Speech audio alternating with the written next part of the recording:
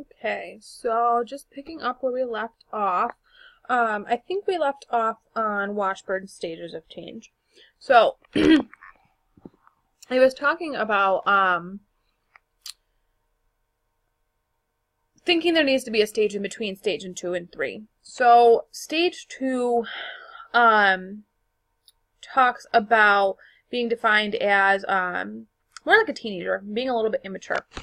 And I think that doesn't define who the person I'm doing this presentation is. I don't think that defines her.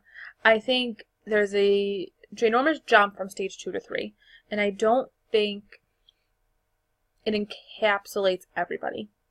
I think there's no middle ground.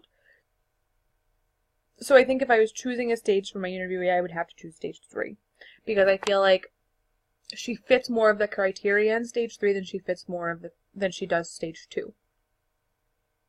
So if I were to say stage 3, I would support it. But if I'm looking at stage 2 and I'm looking at the definition of stage 2 where it says people are there in that stage for most of their lives, I disagree with it. I don't think it's accurate.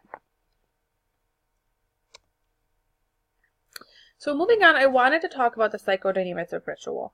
So this is a big part of spirituality, and I thought it was really important to address it because people might not see that there is ritual in what she's doing.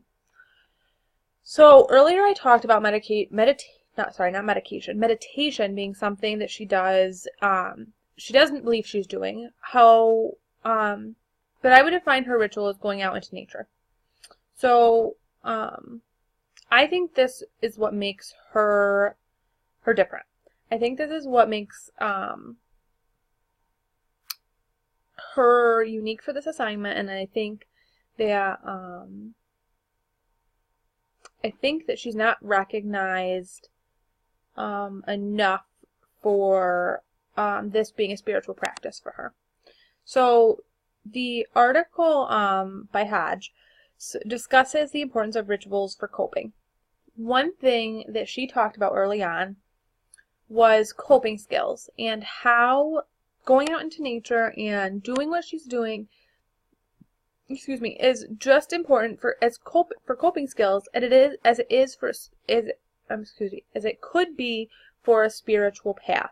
So for her, it's more spiritual, but she defined it as it could be more of a coping skill for some people than it is spiritual. So I think it's really important to look at that and to take that into consideration. So Hodge talks about that. And I think the ritual here is the coping. So if we take that and we define that as the ritual, then we can see where that would start to become the spiritual aspect of the being in nature and the looking at the waterfalls and searching for the waterfalls and stuff like that. So integration for professional growth. Just awareness. So I wanted to talk about awareness because sometimes we aren't aware as social workers that we need to dig a little deeper. So I think I'm guilty of this. I know I'm guilty of this. I shouldn't say I think.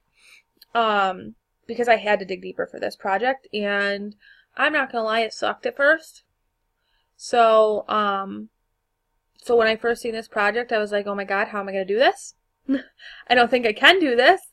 But then I sucked it up and I buckled down and I was like, all right, let me think of really how I'm going to do this. And when I got in touch with my awareness and things like that, oh, I'm sorry, my cat's jumping on the computer.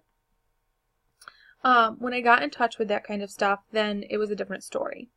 So another thing for integration into professional growth I wanted to go over was just teaching more, being able to teaching more coping skills, things like that.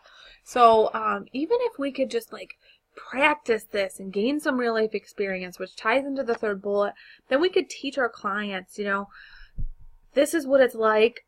I went out and did this, a little self-disclosure, healthy self-disclosure. I went out and did this. This is what I gained from the experience. This is what you might be able to gain from the experience. This is how I used it as a coping skill. How do you think you could use it as a coping skill to bring it back to them? And then I wanted to tie into this. So I wanted to implement it in with trauma-informed care. So I think it's really important to sometimes use more than one evidence-based treatment.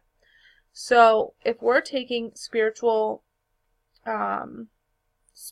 paths and we're using that as a treatment modality for our clients, and they believe in a higher power and they want to incorporate that into their treatment, that is awesome. That's great. I think we should do that because that is the collaboration. That's what they want to work on. That's what we should be doing with them. So say that client also has a traumatic past, like this person I did the interview with. They need to come together because we need to be working on both. So that's where the collaboration comes into play. The client wants to work on the religious part or the spiritual part, but you as the therapist or as the counselor or as the social worker believe that trauma needs to be worked on. Have that conversation with the client. Discuss that with the client. How does the client feel about that? How does the patient feel about that? Do they want to work on that trauma? Are they ready to work on that? Are they ready to even talk about it? If not, you as the counselor, how can you bring that up with them in a way that they're comfortable with? How can you gain their trust to bring that up with them? Things like that. I think that's very important. Taking some of the trauma-informed care practices that we've learned and incorporating that into our sessions with them. So going over, moving on to the micro, meso, and macro levels. So the micro level, just incorporating this into our practices. Same thing, maintaining awareness of ourselves and our interactions with our clients. We are responsible for us. We are responsible for our interactions with the people we come into contact with. Oftentimes, people may not realize what they're doing is spiritual, which is what happened in this case. And I think it's important as social workers that we're able to recognize that so that we can draw attention to it and educate. Which brings us right into that next one, the meso level, right? Educating our colleagues, I think, is a very important thing. So there's different types of spirituality other than meditation. Because oftentimes we get stuck in our own little, I call it a bubble, of viewing things.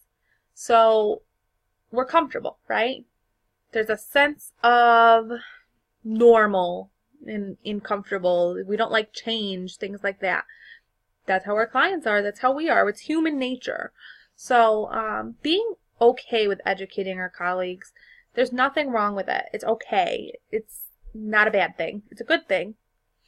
And then moving on to that macro level, being like Viktor Frankl and don't be afraid to discuss policymakers and other clinicians' theories, things like that.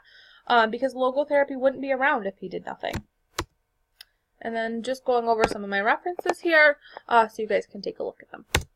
And thank you guys for listening.